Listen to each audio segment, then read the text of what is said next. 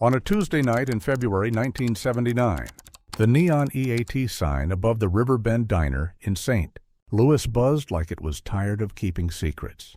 Janice Turner had been on her feet since 4, working the late shift that belonged to truckers, off-duty cops, and people who didn't want to go home yet. The place smelled like fryer grease and burnt coffee, and the windows kept fogging over from the cold outside.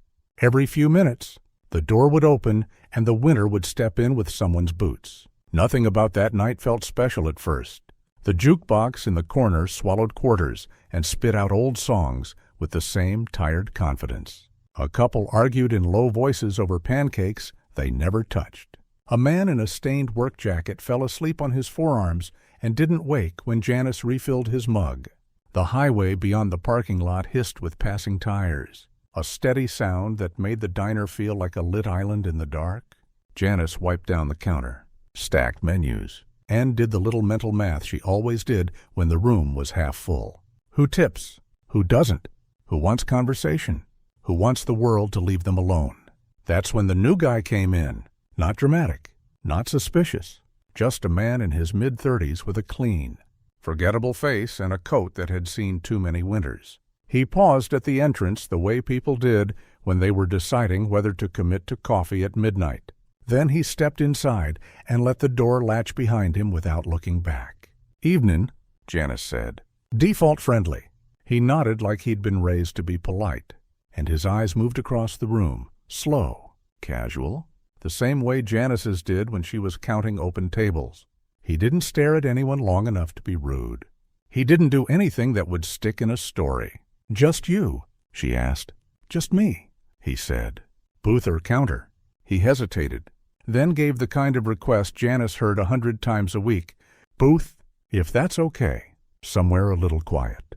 It was ordinary enough to be boring, but it landed strange in her ears anyway, not because of the words, but because of the tone. Most people asked for quiet like they wanted comfort. He asked like he wanted control. Janice pointed to a booth 2 rows back, near the window, but not pressed against it. "That one's open." He slid in, set his hands on the table, and took the menu without opening it right away. Janice brought water, the glass sweating almost instantly in the warm air. He thanked her, still normal. "What can I get you?" she asked. He finally looked down at the menu, like he was checking a list he already knew. "Coffee," he said. "Black. And whatever's fastest." "Pie's fastest," Janice said, trying to lighten it. He gave a small smile that didn't quite reach his eyes. Then pie. As she turned to go, the diner phone behind the counter rang. One of those old, harsh rings that cut through everything. The cook didn't move. The arguing couple didn't even glance up. Janice reached for it out of habit. It stopped. 1 ring, then nothing. She stood there for half a second with her hand hovering, feeling foolish, and when she looked back toward the booth, the man hadn't reacted at all. He was sitting exactly as before, shoulders relaxed, hands still, coffee not yet poured, like that ring hadn't been meant for the diner, like it had been meant to measure something else. Janice told herself she was inventing patterns because the shift was long and the coffee was bad. She poured his cup, set it down with the small clink she'd made 10,000 times, and asked, "Cream or sugar?" "No," he said. "Thank you." Still polite, still ordinary. She slid the pie plate onto the table a minute later. Apple, warmed, a scoop of vanilla already starting to melt because the kitchen liked to look generous, even when tips were thin. He didn't touch it right away.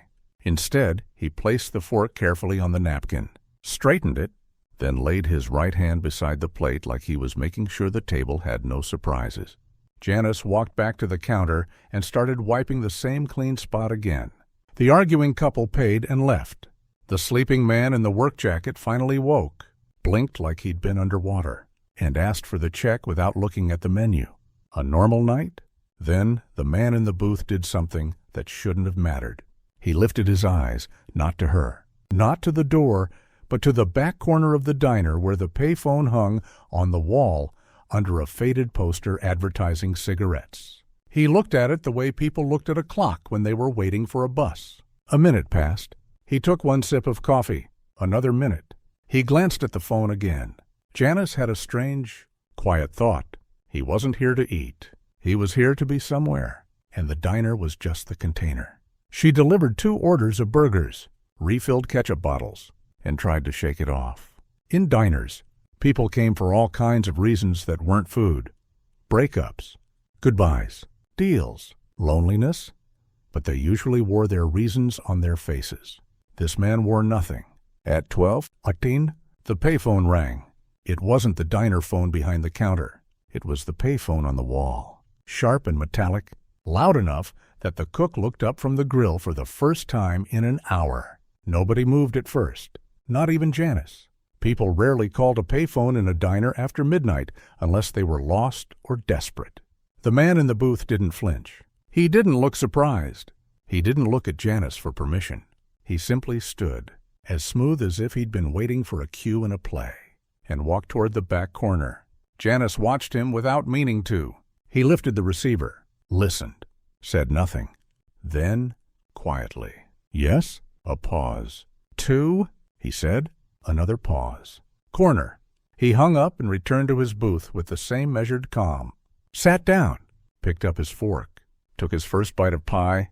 That was when Janice felt the first real cold ripple of it, because she'd heard 1,000 phone calls in this diner. Shouted arguments and crying apologies and drunk dials to ex-wives. This one sounded like a transaction conducted in code, and it was over in seconds. She carried a pot of coffee past his table a minute later just to give herself a reason to be close. He didn't look up. He didn't tense. But as she passed, her eyes caught a detail she hadn't noticed before. The man's coat, draped on the seat beside him, was folded too neatly for someone eating pie at midnight. And on the collar, stitched on the inside where it wouldn't show unless the fabric shifted, was a tiny thread mark, a pale diagonal line that looked like it didn't belong, like a repair, like a deliberate seam. Janice had grown up watching her mother mend clothes at the kitchen table. She knew what an accidental snag looked like. This wasn't accidental. She told herself to stop staring, told herself it was none of her business, and then, as if the night wanted to make sure she couldn't go back to normal, the diner phone behind the counter rang again. One ring, and stopped. Janice stood very still, dish towel in her hands, and realized the thing she'd been trying not to think. Somebody was using the Riverbend Diner like a switchboard, and the man in booth 6 wasn't the one choosing when it turned on. Janice didn't answer the counter phone on the one ring. Nobody did. One ring was either a wrong number or a prank, and this town had plenty of both. But the hair on her arms stayed lifted long after the line went dead. She turned back to the room, to what she was supposed to be doing, and forced her hands into motion. Coffee, water glasses, plates, the normal choreography that kept her from thinking too hard about why a man would say 2 and corner into a payphone like he was confirming a drop. The cook, Walt, called her name without looking up. "Table 3 wants more fries." Janice nodded, grabbed the basket, and walked the short path to the kitchen window. When she returned, the man in booth 6 was still eating pie, still calm, still using his fork like he'd been taught to do it in a formal dining room instead of a vinyl booth that smelled faintly of bleach. He set his fork down and dabbed his mouth with a napkin once. Precise. He checked his watch. Not a quick glance. A check. Then he did something that turned her stomach in a way she couldn't explain. He slid his empty coffee cup toward the aisle, just a few inches, then rotated it slightly so the handle pointed toward the window. A gesture so small it could have been nothing. Except he didn't look at the cup when he did it. He looked at the front door. Janice followed his gaze without meaning to. Outside, through the glass, a car rolled past too slowly, an older sedan with a dull paint job. No vanity plates. Nothing to catch your eye. It didn't stop. It didn't even signal. It simply passed the diner at a speed that felt like a decision. And as it went by, the headlights flared across booth 6, washing the man's face in white for a second. He didn't blink. The sedan continued down the road, disappeared behind the dark line of trees, and the man finally reached for the check that wasn't there yet. Janice's mouth went dry. She carried the check to him anyway, because that's what you did when a customer sat upright and waited. She placed it on the table and tried to keep her voice steady. "Whenever you're ready." He looked up then, finally meeting her eyes, His gaze was not flirtatious, not angry, not friendly. It was assessing, like he was measuring how much she'd seen without actually knowing what she'd seen. He smiled politely, but the smile didn't reach anywhere warm. "Thank you," he said. Janice backed away, forcing her face into its usual mask. But her thoughts were racing in short. Sharp loops, coffee cup handle, watch check, one-word phone call, slow sedan. None of it proved anything. All of it felt like it belonged to a world that wasn't supposed to exist in her diner. She went to the counter, poured a refill for the trucker in the corner, and tried to listen to the small talk between Walt and the dishwasher, like it could anchor her. Her eyes kept slipping back to booth 6. The man paid in cash. Exact bills, no coins, no hesitation. He left the change on the table anyway, 2 quarters placed side by side, parallel, like they'd been aligned with a ruler. Then he stood, put on his coat, and walked out. Not rushed, not cautious, just timed. Janice watched him cross the parking lot under the weak yellow lamp and head toward the sidewalk, not toward a car. He turned right, toward the intersection a half block away, the only real corner near the diner, where the streetlight flickered like it was struggling to stay awake. A minute later, the sedan returned. It didn't pull into the lot. It didn't slow this time. It simply drove past the diner again. And as it did, the driver lifted a hand, briefly, 2 fingers raised off the steering wheel in a gesture so casual it could have been a wave. But it wasn't aimed at the diner. It was aimed at the man walking under the streetlight. Janice's breath caught. Across the glass, the man in the coat did not wave back. He didn't even turn his head. He only adjusted his collar once, one clean motion, and kept walking. And Janice realized she'd been wrong about one thing. Booth 6 wasn't the center of the night. The corner was, and whatever was about to happen, there had nothing to do with pie or coffee or her, except that she had watched it begin. Janice told herself to stop watching.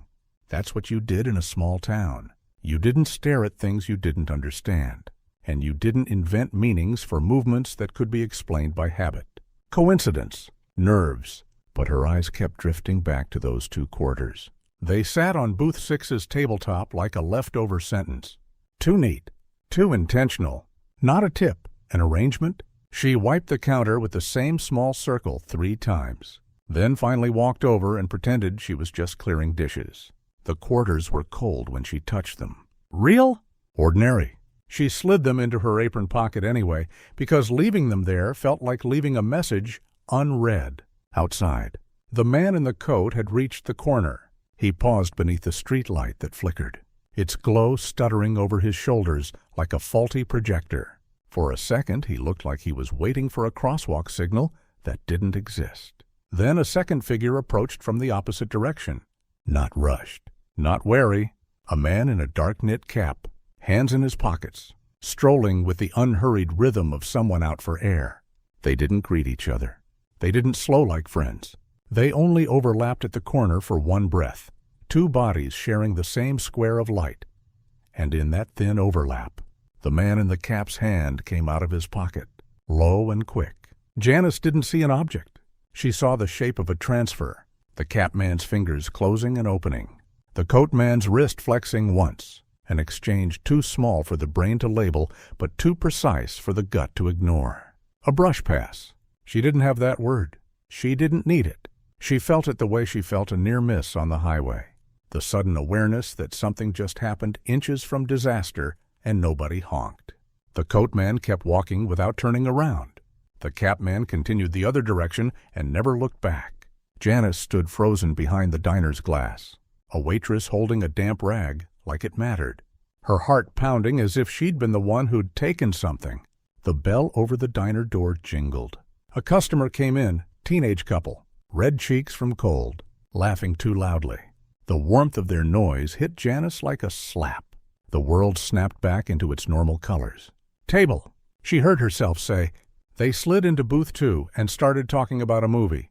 Janice nodded, smiled, wrote down a soda order, and felt like she was doing it underwater. When she turned back, the corner was empty. The street light still flickered over nothing. But the sedan came again, not past the diner this time, into the lot. It rolled in slow, tires whispering over the gravel, and parked in the farthest spot near the tree line where the light didn't reach. The engine stayed running. Exhaust drifted pale in the cold. Janice's throat tightened. Nobody got out. Nobody came in. It just sat there like it was waiting for the night to finish its sentence. She went to the coffee station and poured into a mug she didn't need to refill, just to have something to do with her hands. Her eyes kept darting to the windshield of the sedan. Too dark to see a face. Too still to be a customer. Walt called from the grill. "Janice, you all right?" "I'm fine." She lied. Voice a little too sharp. She tried to breathe, tried to reason, tried to remember all the normal explanations. Someone meeting someone lost, someone making a phone call, someone resting before driving on. But the one-ring call echoed in her head like a metronome. 2. Corner. She reached into her apron and felt the edges of the quarters through the fabric. 2. Her stomach dropped as a new thought formed, ugly and simple. Maybe Booth 6 wasn't paying a tip. Maybe he'd been leaving a count. She looked out at the sedan again. The headlights were off, but for a split second, a small light flared inside, like a cigarette, or a match, or the brief illumination of something being checked and confirmed. Then it vanished, and in the diner, the radio above the counter cracked once, just a burst of static, before the country song came back. Perfectly smooth, as if the noise had never been there. Janice's skin prickled, because the static didn't sound like interference. It sounded like a tap, like someone had reached into the air and tested the line. She turned her head slowly toward the phone behind the counter, half expecting it to ring. It didn't, but outside, the sedan's engine finally went quiet, and the parking lot fell so silent it felt staged. The silence didn't last. It never did. It was always the pause between moves, like a dealer's hands hovering over the cards, letting you stare long enough to think you understood the game. Janice kept working because that's what she knew how to do. She refilled coffee, wiped the same clean counter, smiled at people whose faces belonged to ordinary life. But her ears stayed tuned to the wrong things now. The soft clink of utensils that sounded like codes. The hiss of the fryer that sounded like a masking curtain. The radio's steady music that felt suddenly too obedient. The sedan sat there in the dark like a thought that wouldn't leave. Then the back door opened. Not the diner door with the bell. The kitchen door. The one that led to the alley where deliveries came in the morning and trash went out at night. Janice's head snapped toward it before she could stop herself. Earl, the dishwasher, stood framed in the doorway with his cigarette hanging from his mouth. His eyebrows raised like he'd just seen a ghost. Cold air spilled in behind him. "Someone's out back," he muttered. Walt didn't look up from the grill. "Tell him we're closed." Earl's voice dropped. "They ain't trying to come in." Janice's stomach tightened. She set down the coffee pot too hard. A splash leapt onto the counter. Walt finally glanced up, reading something on her face he didn't like. "Janice, what's going on?" "I don't know," she said, and hated how true it sounded. "But I think someone's waiting." Earl took a drag, then pointed with the cigarette toward the alley. Toward the darkness. "I saw a man. He went to the fence by the old freezer. Put something down. Like, tucked it." Janice's mouth went dry. "Fence? Freezer? A place you wouldn't look unless you already knew to look." "Put what?" Walt asked. Earl shrugged, already wanting out of it. "Small. Could be nothing. Could be. Could be a cigarette pack. Could be a note. Could be a thing that changed your life without making a sound." Janice reached into her apron again and felt the quarters. 2. Corner. The shape of a transfer. Her brain tried to protect her by offering the simplest option. Ignore it. Let the night pass. Let the sedan leave. Let the alley return to being just an alley. But her body had already moved. She grabbed her coat from the hook by the office and stepped out through the back door before she could talk herself down. Cold slapped her cheeks, sharp and immediate. The alley smelled like damp cardboard and fryer grease. The dumpster loomed like a black wall. Earl hovered in the doorway, watching her like he'd regret this later. "Janice," he hissed. "Don't. I'm just checking the latch." She lied, and then kept going. The fence line was half hidden by a stack of empty milk crates. The old freezer sat against the wall, its paint chipped, its handle rusted. a relic from a time the diner had been busier. Janice's boots crunched on salt and grit. Every sound felt too loud. She crouched like she was tying her shoe. Under the freezer's back edge, wedged between metal and brick, was a matchbook. It looked ordinary until it didn't. The cover was blank. No logo, no name, no cheap advertisement from a bar. The paper was a shade too clean, the fold too crisp. Janice didn't touch it right away. She stared at it the way you stare at a snake that hasn't decided whether it's seen you.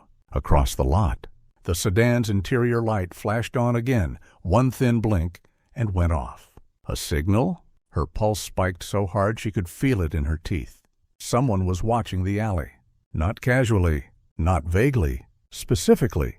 Janice's fingers closed around the matchbook anyway, fast and shaky, and she slid it into her coat pocket like she was stealing from herself. She stood and turned back toward the door, and froze, because the alley wasn't empty anymore. A man was there, near the mouth of it, where it opened to the street, half lit by the spill of a distant street lamp. Same long coat, same stillness. He hadn't come from the lot. He hadn't come from the diner. He was simply present, like he'd stepped out of the dark when she made her choice. He didn't walk closer. He didn't raise his voice. He just lifted his hand, two fingers together. Then one small, subtle, almost a habit, a gesture you could mistake for nothing, except Janice felt the meaning in it, the way she'd felt everything else tonight. 2, 1, confirm! Her throat locked. Behind her, Earl whispered her name again, this time not as a warning, but as a plea. Janice forced herself to keep breathing, forced her face into the bland, polite mask she wore for customers when they got rude. And she did the only thing she could think of that felt remotely safe. She waved like she knew him, like this was normal, like a waitress stepping into an alley at midnight to check the latch was not the opening move of a war she didn't understand. The man in the coat watched her wave. Then, almost gently, he smiled. Not warmth, not friendliness, recognition. And as Janice backed toward the door, her hand clenching around the matchbook in her pocket, she understood something with a clarity that made her knees go weak. Whatever was inside that matchbook wasn't meant for her. But the moment she picked it up, it became her. Janice didn't run. Running was what guilty people did in the movies, and she couldn't afford to look like a person with a reason. She backed into the kitchen with the same practiced rhythm she used when plates were hot and customers were impatient. Steppy, pivot, smile that didn't reach the eyes, then closed the back door and turned the deadbolt with a click that sounded louder than a gunshot in her head. Earl's cigarette ash trembled. What was that? He whispered. Nothing, she lied. Too fast. And immediately hated the word because it invited the universe to correct her. The matchbook in her pocket felt heavier than paper. It pulled at her coat like a hook. Walt called out from the grill, annoyed now. If you two are done playing ghost stories, I need hands. Janice walked back into the diner like she belonged there. She poured a coffee she didn't remember brewing. She wiped a clean table. Her own reflection in the window looked normal. Brown hair pinned back. Diner uniform. Tired eyes, until she noticed the trembling in her fingers and realized her body had already decided the truth, even if her mind refused to say it. The bell over the front door didn't ring, because the front door didn't open. Someone knocked instead. Soft, controlled. Not a customer knock, not a drunk knock. A knock that asked a question without speaking. Walt froze. Spatula midair. Earl's face drained. Janice's throat tightened. But she kept moving, toward the counter, toward the register, because if she stopped, she might shatter. The knock came again. Same cadence. Patient. Walt set the spatula down like it had suddenly become evidence. We're closed, he called. Voice pitched for authority, but it didn't land. It sounded like a man trying to convince himself. A pause. Then a voice, calm, low, deliberate, through the glass. Miss Carter. Janice felt her stomach drop hard enough to make her dizzy. Not ma'am. Not anyone. Her name. Her real name. The one only regulars and payroll forms used. Earl whispered. How? Janice didn't answer. She couldn't.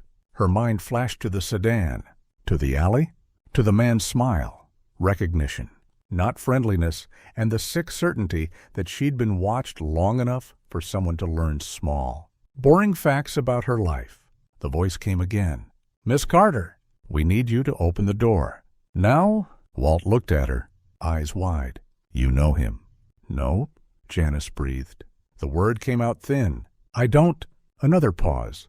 Then the sound of paper sliding against glass. A business card pressed to the front window, held there by a pale hand. Janice moved closer, not because she wanted to, but because the room had narrowed until that card was the only thing left. The letters were clean. Black. Official. SES, Department of State. Security Office. Her pulse stumbled. State. Not city police, not sheriff, not anything that made sense in a diner off a highway in the middle of nowhere. Walt's voice cracked. "What the hell is state doing?" Janice's eyes caught the smaller detail beneath the title. A serial number, an office line, a name that sounded too ordinary to be invented. She should have felt relief. Instead, she felt the kind of dread you feel when a stranger proves they know the inside of your house. Janice's hand hovered over the lock. She glanced at the windows again. The sedan was still out there, but now it sat further down the lot, angled slightly, like it had repositioned to watch the door. And in the diner's dim reflection, Janice saw something else. A second shape at the edge of the lot, near the payphone by the road, pretending to use it.